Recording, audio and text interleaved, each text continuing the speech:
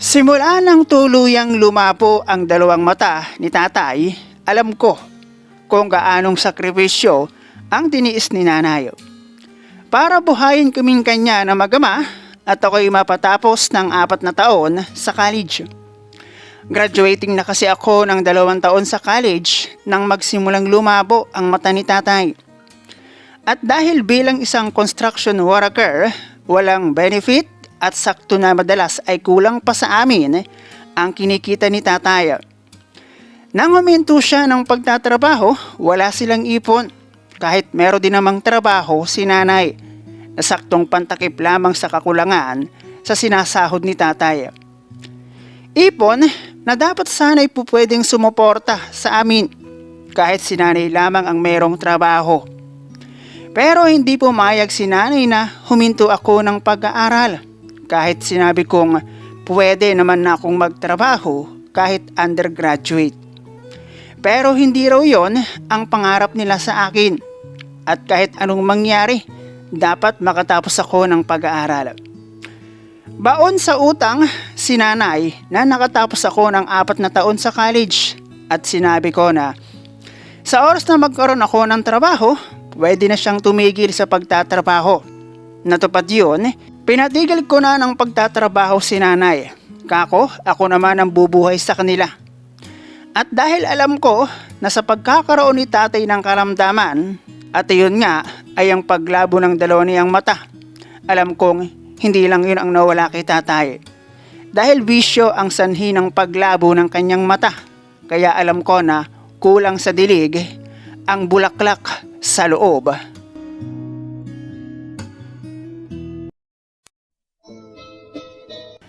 Hello guys and welcome dito sa Kasgul TV. At syempre kung ikaw ay bago dito sa akin channel at trip mo ang ganitong klase ng kwento, palike and subscribe naman dyan.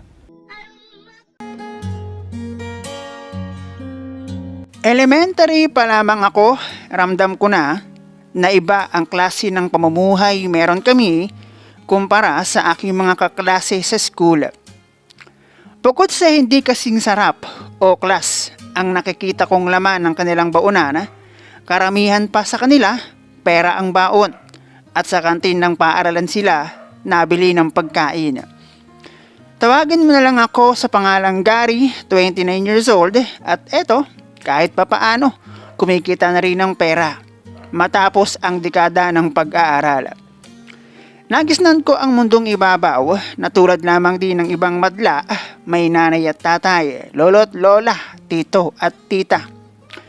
Lolo at lola kung saan ay madalas aking kasama sa bahay or sa bahay ng aking lolo at lola.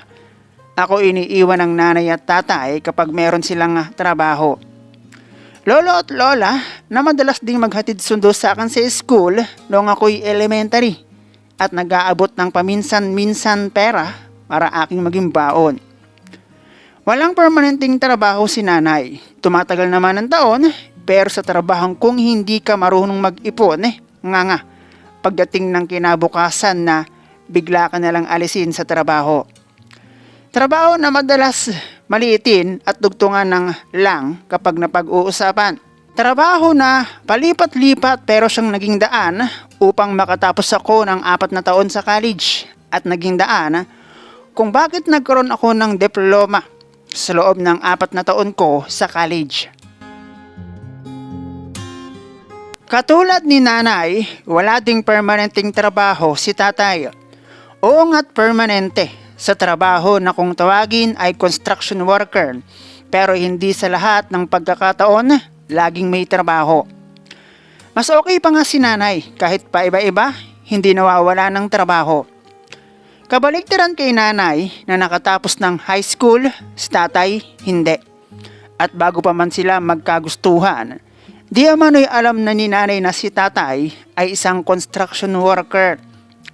Isang tendera ng damitan raw si nanay nang makilala ni tatay. Dahil nabighani di umano si tatay sa angking ganda ni nanay, umeffort si tatay para makuha ang atensyon ni nanay na kanya namang napagtagumpayan. Bagay na marahil dahil dayo lamang si nanay sa lugar kung saan sila nagkakilala ni tatay, walang nakapagbigay sa kanya ng payo sa posibleng magiging buhay niya sakaling ang kanyang maging kabiyak sa kanya ay hindi naiiba ang antas ng pamumuhay. Hindi na bago ang senaryong iyon sa dalawang taong nagkakaroon ng unawaan. Ang importante, masaya sila sa kasalukuyan at sa hinaharap o kinabukasan, sakaling dumating ang problema, bahala na si Batman. Noong nagsimula akong mag-aral ng elementary, sina lolo at lola ang madalas ay aking tigasundo at tigahatid sa school, at nagagawi lamang ang sinuman kay nanay at tatay sa school kapag merong importanteng ganap. Doon ko pahigit na nakita kung gaano kalayo ang antas ng aming pamumuhay kumpara sa aking mga kaklase. Hindi lang sa laman ng kanilang baunanan, laman ng kanilang bulsa, uniform at kung ano-ano pa. At ang tahanan na kung aking ikukumpara sa amin ay maganda pa ang kulungan ng aso ng pamilyang maluwag pagdating sa finansyal.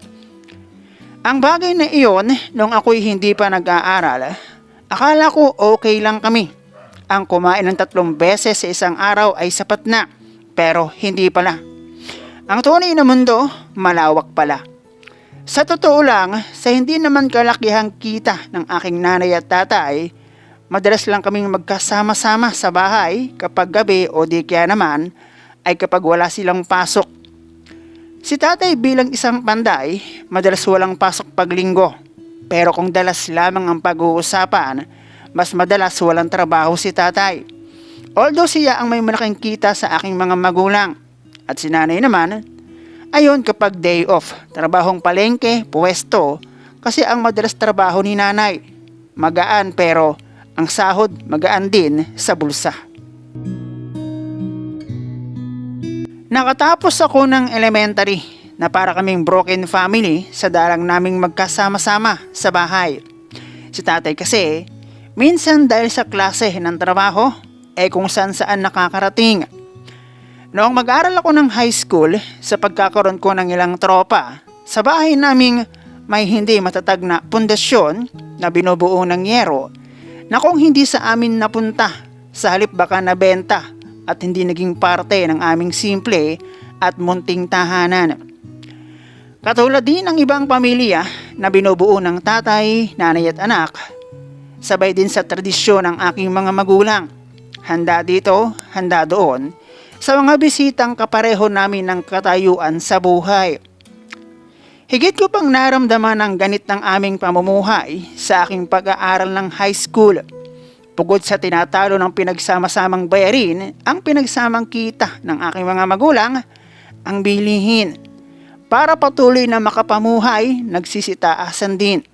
Na pag nagsabay ang gastos, gakurot na lang ang naiiwan sa kinikita ng aking nanay at tatay. Third year high school ako noong unang magkaroon ng jowa. Bagamat hindi pinalad na mapabilang noong isilang, sa isang mayamang angkan ay minana ko naman ang kagwapuhan ng tatay ko na lasenggo. Na bago nga ako makatapos ng high school, alam ko na kung gaano karapsa ang arroz caldo kantawo. Itago na lang natin sa pangalang Lenny, ang unang babae na naghain sa akin ng special na arroz caldo. Tanghali iyon at nakuha lamang sa pakiusapan. Noong magawi kami sa kanila para sana'y kunin ang naiwan niyang school project.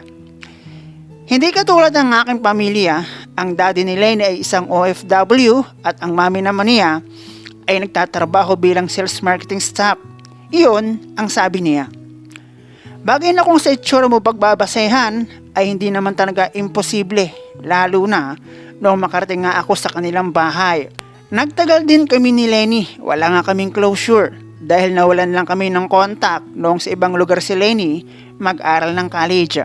Noong mga panahong hindi pa lumalabo ang mata ni tatay, kahit 4 na taon na raw ang kunin kong kurso sa college, although mas magastos kumpara sa pinagsamang 10 taon ng elementary at high school, college ang magdidikta ng kung ano ang aking magiging kapalaran sa hinaharap at dapat raw sa akin na maputol ang kahirapan ng aking magiging henerasyon. First year college pa lamang ako, madalas nang reklamo ni tatay ang panlalabo ng kanyang mata. Ang matindi, hindi lang isang mata kundi dalawa. Nagkaroon ng dot na kulay puti sa tagkabla niyang mata at lumalayo noong ako'y second year college. Hanggang sa tuloy nang hindi makakita si tatay at huminto na ng pagtatrabaho. Bilang isang anak na nabubuhay lamang sa hirap ng magulang, hindi ko maisumbat kay tatay ang kanyang bisyo. Na tipong kahit pagod sa trabaho ay hindi naman marunong tumanggi sa kakilala. Na madalas nga, lalo na pag araw ng sahod, lasing na kung makauwi ng bahay si tatay. Ang pag-inom din niya ang madalas ay dahilan kung bakit hindi makauwi ng on time sa bahay si tatay. At napakadalang na makausap ni nanay si tatay na hindi nakainom tuwing sa ibang lugar na a-assign sa trabaho.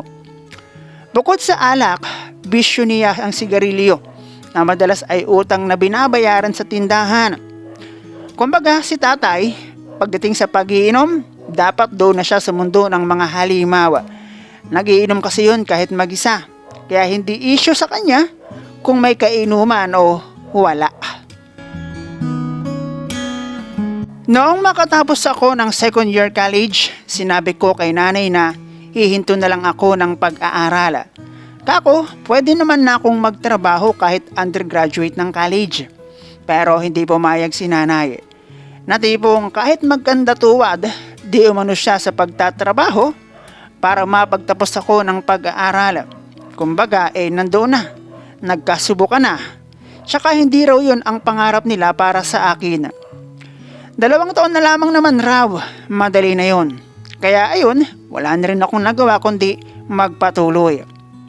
Para sa ilaw ng tahanan na nagtiyaga para kami na kanyang mag-ama ay buhayin at ako'y mapagtapos ng pag-aaral, malaking sakripisyo iyon.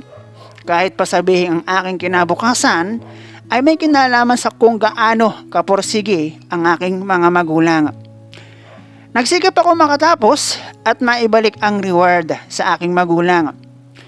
Alam ko na sa pagkakaroon ni tatay ng karamdaman, hindi lang para makita ang liwanag kami na kanyang mag-ina, ay para na rin siyang inalisan ng responsibilidad na kahit may bisyong haligi ng tahanan, alam ko na hindi madali para kay tatay.